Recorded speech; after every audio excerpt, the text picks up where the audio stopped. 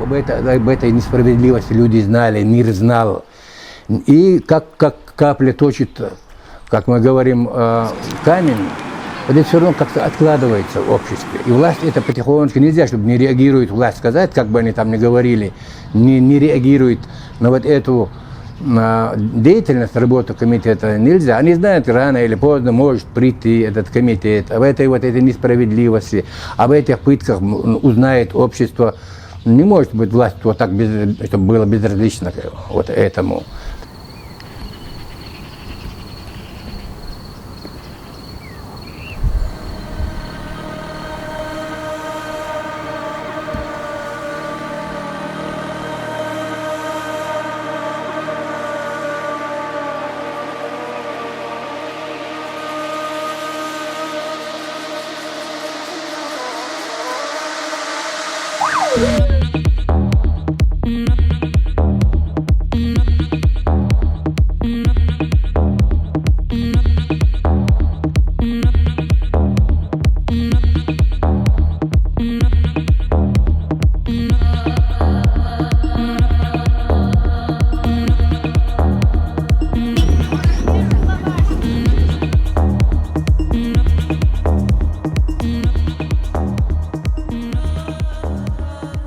Комитет против пыток начал свою работу на Кавказе в 2003 году.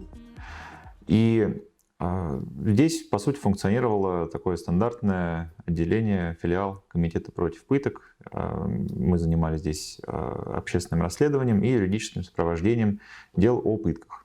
Ситуация кардинально изменилась в 2009 году, когда произошло летом 2009 года убийство Натальи Стемировой, а еще через месяц убили еще двух правозащитников, Зарему Садулаеву и Алика Джибраилова. Их забрали из офиса ЮНИСЕФ, и через день их трупы были обнаружены в поселке Черноречье.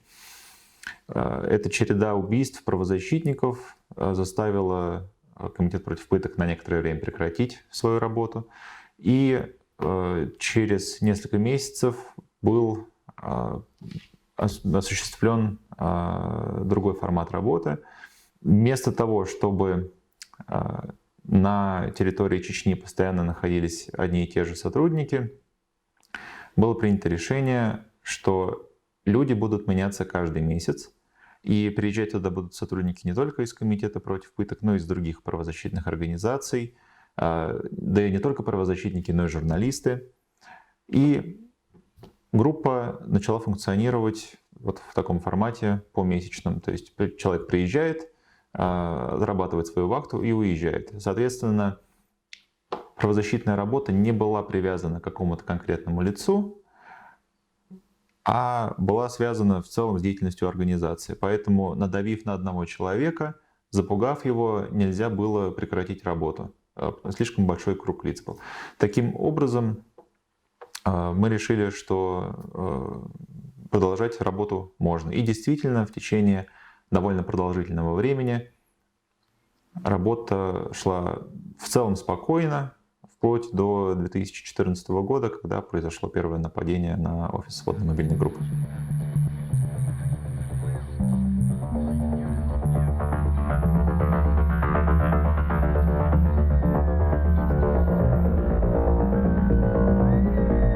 Рамзан Кадыров также отметил, что в Чечне нет места людям, пытающимся дестабилизировать обстановку, и заверил, что на территории региона никогда не будут работать правозащитники, представляющие интересы экстремистов. Они всегда защищают почему-то права террористов. Приезжают, помогают террористам. Мой сын был актером Русского драматического театра имени Лермонтова в Грозном. Как он к этой профессии пришел? Но вообще-то он любил это с детства. Любил он так, участвовал в самодеятельности, которые вот в школе бывали такие. И как-то так у него это так получилось, что он пошел на кастинг в Грозном. Вот так его взяли. Он сначала в студии проработал, а потом поступил ЧГУ. А оттуда его уже режиссер, он посмотрел, что у него есть талант, и сразу, прям с первого курса его забрал в театр.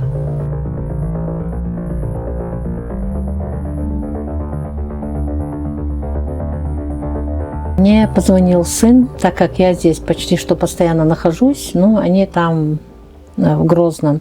Позвонил и сказал, что вот ему звонят, представляется из Ленинского РОВД сотрудник полиции, и просит, чтобы он приехал туда. И вот 12 ноября я его одного не отпустила, я сказала, ни в коем случае, он хотел один поехать. Я у него, в общем, сразу спросила, откуда я знаю, мало ли что может быть, я здесь нахожусь, а не там. Я у него спросила, если что-то, то, чего я не знаю, если есть что-то такое, например, да, что там они тобой заинтересовались, ты мне лучше скажи, чтобы я знала, я была в курсе, вот как действовать. Он сказал, мне нечего бояться, и я ничего противозаконного, ничего не делал, я работаю и люблю свою работу. Он очень любил свою работу.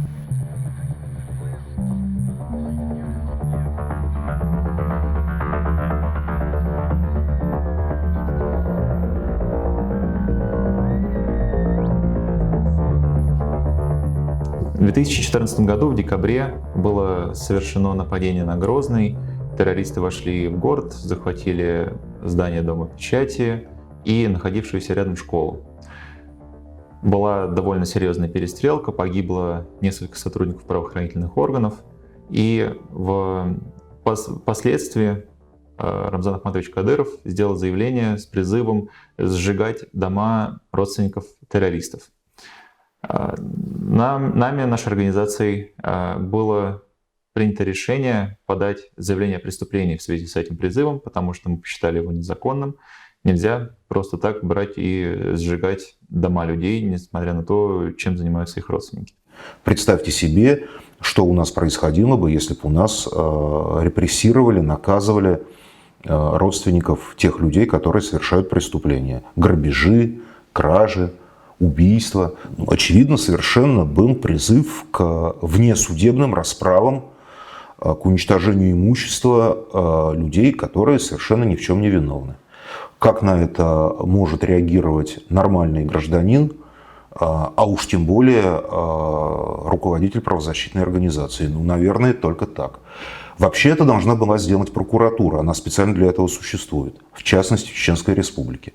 Это прокурор должен был вынести Рамзану Ахматовичу Кадырову предостережение, а может быть поставить вопрос о возбуждении уголовного дела. После того, как было подано заявление о преступлении, последовала своеобразная реакция. На наш офис было совершено нападение. Неизвестные люди проникли в помещение, которое мы снимали в центре Грозного, и совершили там поджог. Мы арендовали 2 квартиры в жилом доме в 5-этажке в центре Грозного на улице Роза-Люксембург. Одна квартира 3-комнатная была предназначена для проживания сотрудников организации, которые были командированы на тот момент. И 2-я квартира была оборудована под офис. Там располагались наши компьютеры, материалы дел, вся техника. Поэтому очевидно, что, поджигая наш офис, существовала опасность, что могут пострадать другие люди, которые проживают в этом доме. Очевидно, что люди, принимавшие решения о поджоге, действовали крайне неразумно. Был совершен поджог, это подтвердила экспертиза. В Грозном неизвестные подожгли офис правозащитной организации «Комитет против пыток».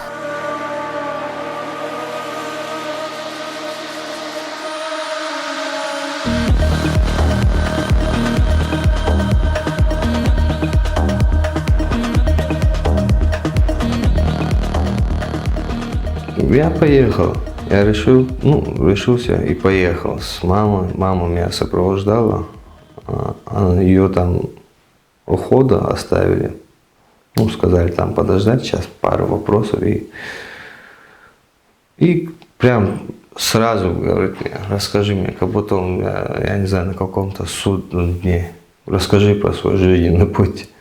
Кто он такой, чтобы меня спрашивать про мой жизненный путь? Я такой, в смысле, я что-то от вопроса ушел. Они вот с того момента они сразу начали меня повалили в этом же кабинете, начали меня пытать там. А что они делали? Били, сначала били. Я говорю, у меня больная спина. У меня и так, короче, спина нездоровая была. Ну, не до такой степени. Они просто прыгали на этой спине. Им нельзя говорить такие точки, больные места свои, понимаешь? Но меня не впустили. Потом я так простояла, минут, наверное, 10-15 прошло. Мне звонит мой сын со своего телефона. Я думаю, он выходит к воротам, уже идет. Я говорю, я здесь стою, жду. У него уже голос. Там, наверное, 10-15 минут не прошло. У него уже голос такой. У него голос дрожит. И я сразу поняла, что там что-то случилось. Я говорю, что случилось? Я говорю, ты выходишь? Тебя выпустили, они отпустили? Он говорит, нет, мама, что они говорят, это все правда. Я говорю, как правда? Что правда? Говорю, а что случилось? Ну, что они говорят? И он ничего не говорит. Потом у него, видимо, забирает трубку этот Идрис, и Идрис говорит, вот, ваш сын говорит, вот он продает наркотики, он употребляет наркотики. Я говорю, что ты говоришь, Идрис? Я говорю, это неправда, и быть этого не может. Если говорить об обстоятельствах задержания Тимура, наверное, не совсем правильно говорить, что он был задержан. Его вызвали в отдел полиции, он явился туда сам, и по нашему мнению, как бы достоверно этого никто не знает, но по нашему мнению, возможно, кто-то из его друзей уже находился в разработке, возможно, кто-то из его друзей там имел связи с распространением наркотиков, как-то к этому был причастен, и таким образом, собственно, правоохранители вышли на Тимура и вызвали его сами к себе, то есть его вызвали для там пообщаться, грубо говоря. То есть они конкретно ему сказали, удиви нас, назови нам новые фамилии. Это вот то, что нам известно со слов Дебишева. И там после того, как Дебишев их удивил или не удивил, не знаю, там какую реакцию вызвало общение с Дебишевым у правоохранителей, они стали требовать ему, чтобы он, кроме удивления, им еще что-нибудь принес. И дальше, собственно, объектом их интересов стали какие-то вещества.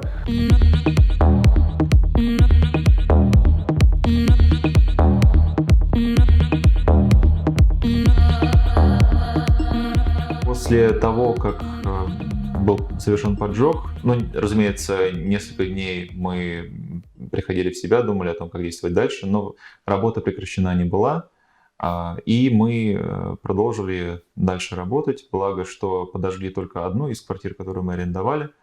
К сожалению, пострадали документы, в результате поджога мы потеряли довольно весомый пласт оригиналов документов, которые у нас были. Но, разумеется, это не было достаточной причиной для того, чтобы полностью прекратить работу в Чеченской Республике.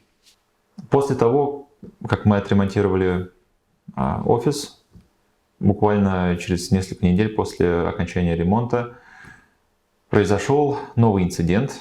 Полицейские Ставропольского края в Чеченской Республике пытались задержать подозреваемого в уголовном деле, жителя республики. Мужчина, по данным МВД России, протаранив служебные машины, уходил от преследования. Полицейские открыли огонь, подозреваемый был убит. Поднялась большая шумиха, Рамзан Ахматович был крайне недоволен тем, что силовики из других регионов проводят какие-то спецоперации на его земле. И тогда было громкое высказывание о том, что сотрудники без моего ведома, проводящие здесь спецоперации, будут расстреляны. Совещание республиканского масштаба обсуждают проблемы безопасности. Рамзан Кадыров говорит о верховенстве законов Чеченской Республики и продолжает. Не имеет значения, будет он москвич или ставропольчанин. Открыть огонь на поражение. С нами должно считаться. Впоследствии эта история оказалась связана с нами следующим образом. В Грозном начались демонстрации по поводу того, что убийство вот этого чеченца ставропольскими полицейскими не расследуется надлежащим образом. И этот протест почему-то решили направить вместо Следственного комитета на комитет против пыток.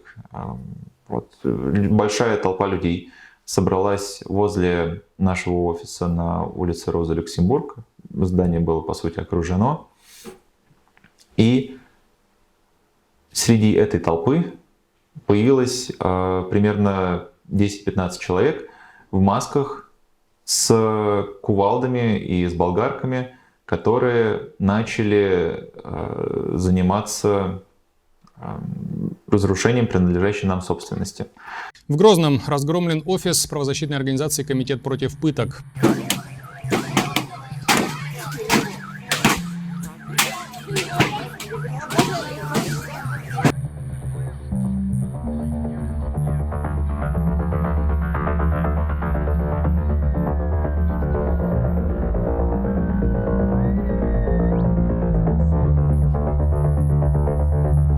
Отдел полиции в Грозном представляет из себя не такой стандартный отдел полиции, как там в каких-нибудь других городах. Там прямо отдел, он обнесен бетонным забором там, или кирпичным забором, ну, в общем, таким мощным, как Кремль. И за этим забором находятся действительно какие-то постройки, там, может быть, гаражи, либо еще какие-то административные здания. По словам Тимура, получается, что полицейские приспособили какое-то помещение специально для того, чтобы содержать незаконно задержанных лиц. Бросили меня в этот гараж, а там люди уже расписание знали. Говорят, так, сейчас я били, да? Так, сейчас через пару часов тебя током будут испытывать. То есть в гараже находились другие... Да, вот один мой ровесник был, да, он тоже уже испытывал на себе все это. И что он тебе сказал? Он сказал, сейчас тебя током будут пить. Он меня еще там направлял, что делать там, если ты будешь как можно громче кричать, там более-менее там можешь выдерживать этот ток. Спустились, что думал, закончили мы. Нет, ложись, говорит. Я ложусь, пальцы протягиваю, уже вижу, что они там готовят, короче, все это. А я Всевышнему молю, чтобы он дал силы мне, чтобы все это выдержать. Такое ощущение было, как вот в детстве гипнозы делали же. Вот я вот смотрел по сторонам, и бывало, что я уже, короче, не в понятках, там, где я нахожусь, что, короче. И все внутри, все, впервые в жизни я свои органы почувствовал. Все внутри чувствуется. Когда они меня током пытали и одновременно пакетом душили. Вот когда они поняли, что ток там не так действует, короче, что он молчит, держится тип. Ну-ка, давай-ка пакет на него. Душили, вот это действительно, это было очень жестко. Действительно, очень жестко все это было.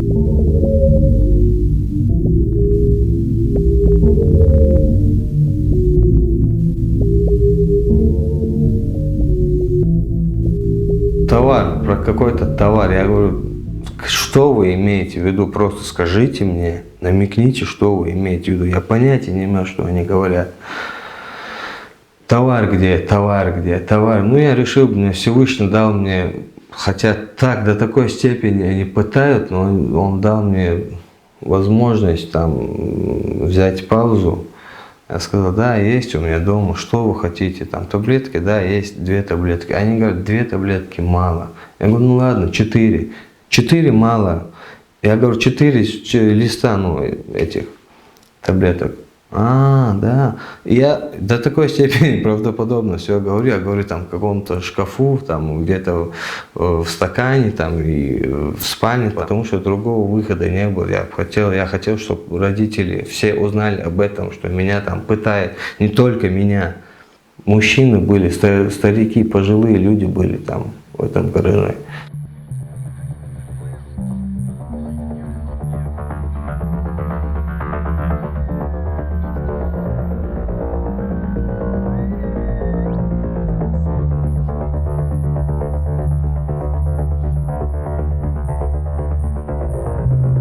Они знали, какая из припаркованных машин на улице принадлежит нам, и целенаправленно уничтожали ее кувалдами. Потом они решили уже проникнуть в квартиру и начали выдалбливать стену и пытаться прорезать металл болгарками. В тот момент в квартире находились наши сотрудники. Но в целом все сотрудники были достаточно сосредоточены, мы разделили определенные дела, которые у нас были. То есть кто-то общался с журналистами, кто-то пытался связаться с полицией, кто-то общался с коллегами. Вот нас как раз было там 3 человека, мы вот распределили полномочия. То есть все чем-то занимались. В общем-то, я не знаю, если бы убрать безумную толпу, которая пыталась к нам проломиться, в целом было похоже на обычный трудовой день, просто несколько загруженный. Такая трудовая запара. Это продолжалось, учитывая, что там нам ломятся агрессивные люди, это продолжалось там какое-то достаточно ощутимое время, чтобы мы уже смирились с тем, что полиция, в принципе, не будет ничего предпринимать.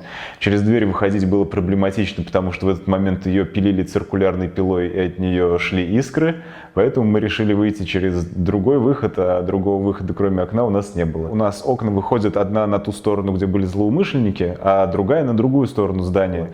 То есть мы открыли окно, спустились по решетке, собственно, там люди снаружи нам помогали, и мы спустились без эксцессов, все было нормально. Но выходить через окно, конечно, не самое приятное занятие.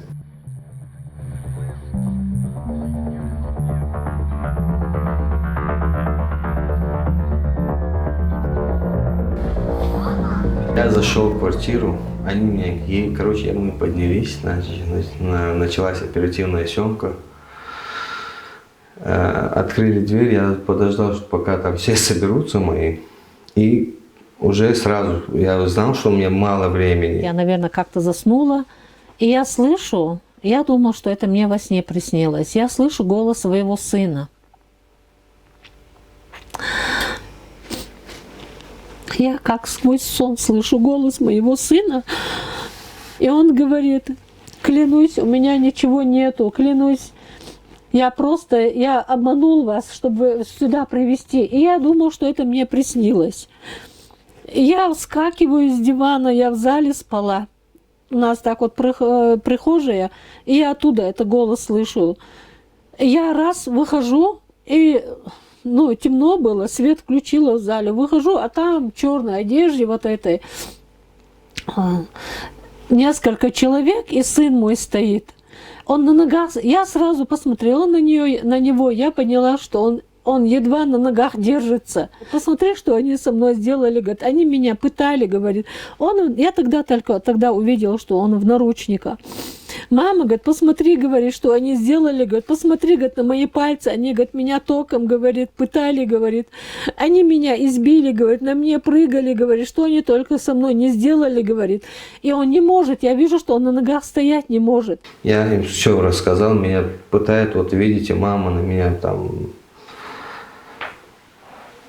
мама бросается на меня, я тебя отвела, бедный, короче. И они меня сразу возят, короче, в машину и говорят, ты и есть актер, действительно.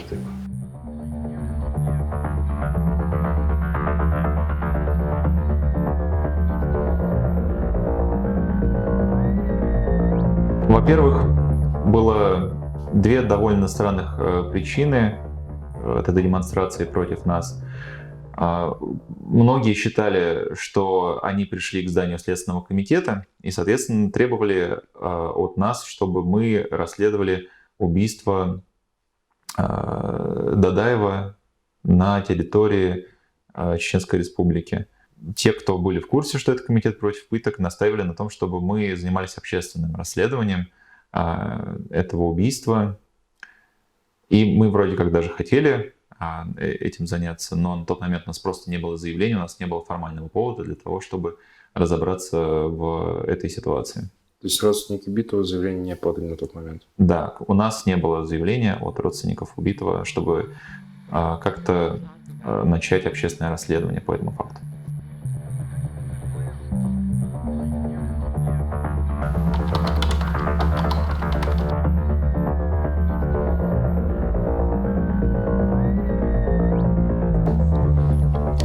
Утром я решила пойти в прокуратуру. Это уже часиков 9 было. Но я ждала, пока там откроется это все. В общем, я уже вышла, уже шла на остановку.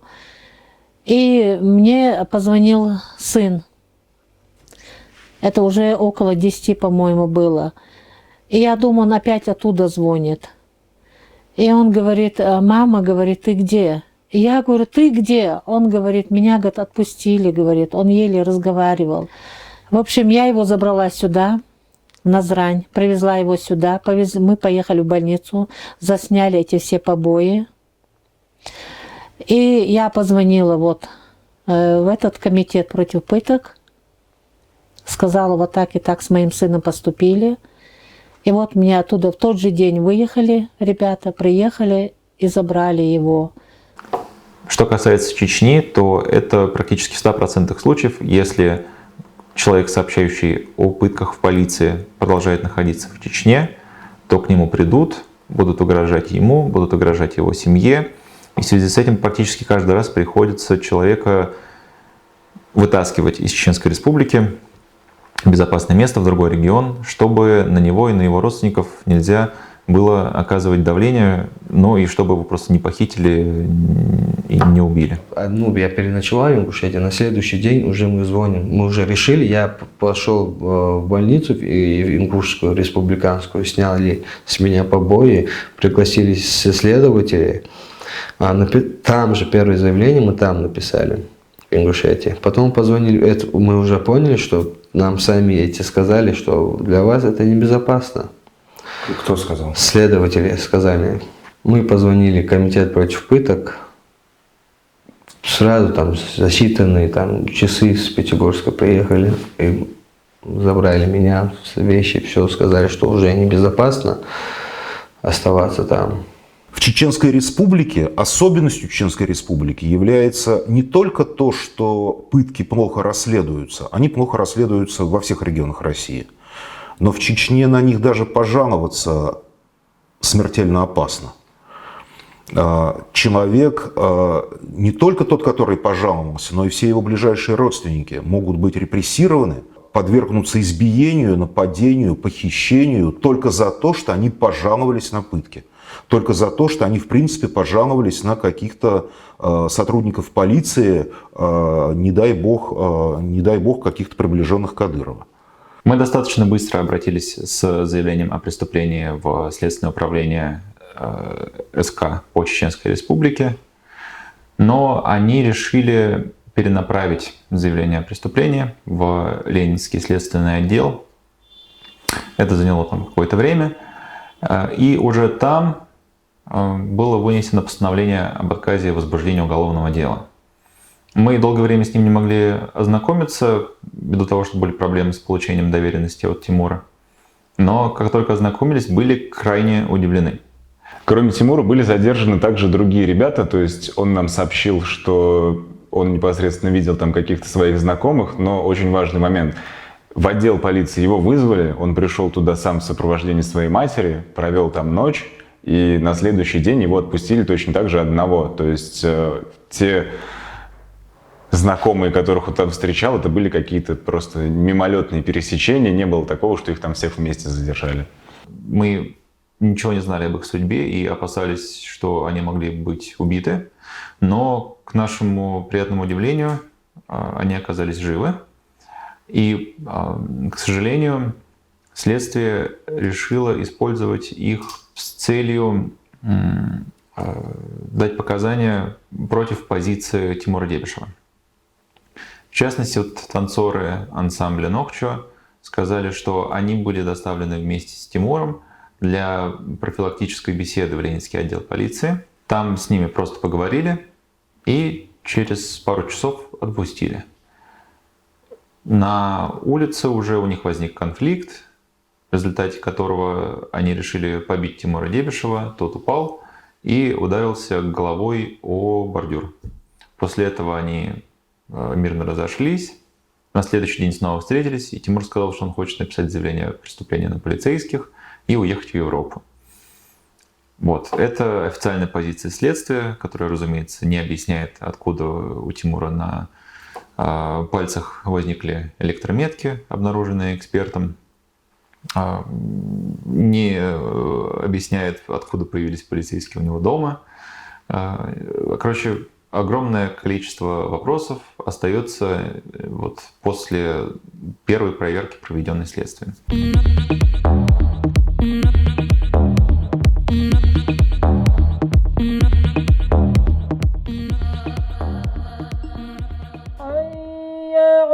Каждый день Всевышнего молюсь, чтобы я мог жить у себя на родине. Мне ничего не нужно было от них, ничего, у меня своего там ничего не было. И до войны там официально ничего не было, я не мог ничего предъявить, что у меня было жилье, потому что все уже разрушено было. Я ничего ни от кого, ничего там не просил, хотя у меня были возможности. Мне просто было приятно, когда я выходил, что я мог в 3 часа ночи выйти погулять по городу. Что там не будут на каждом посту останавливать, там проверять. Мне это было что-то оттуда, что война закончилась, что я могу жить у себя, что я могу слышать свою речь.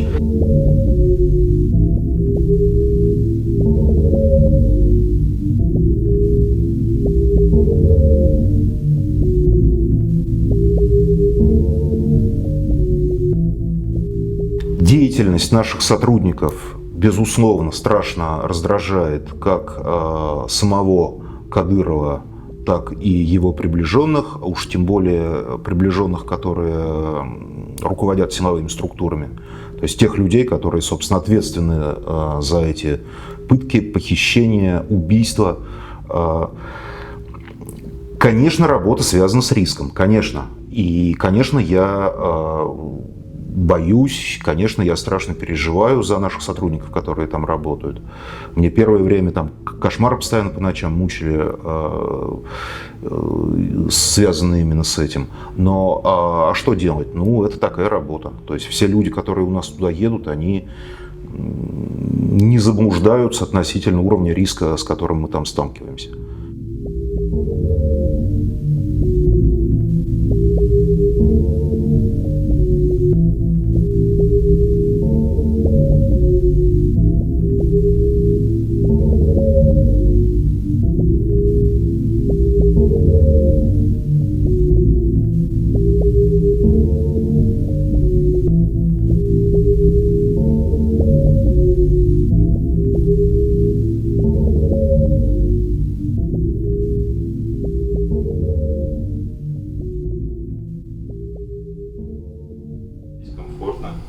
Нисколько не жалею о том, что я здесь нахожусь. Друзья, конечно, далеко, но это не самое страшное, мы все равно продолжаем общаться. Ну а работа, прекрасная работа. Если бы она мне не нравилась, я бы вряд ли занимался 5 лет. В Москве было интересно, потому что оказываешься в каких-то самых неожиданных ситуациях, постоянно нужно импровизировать, постоянно что-то придумывать. А на Кавказе это все еще усиливается очень сильно и накладывается на какую-то местную региональную специфику с опасностью, с какими-то там преследованиями, общение с местными жителями. Но эта работа действительно и утомляет, но при этом дает довольно много энергии вот за счет того, что ты просто получаешь удовольствие и понимаешь смысл того, чем ты занимаешься.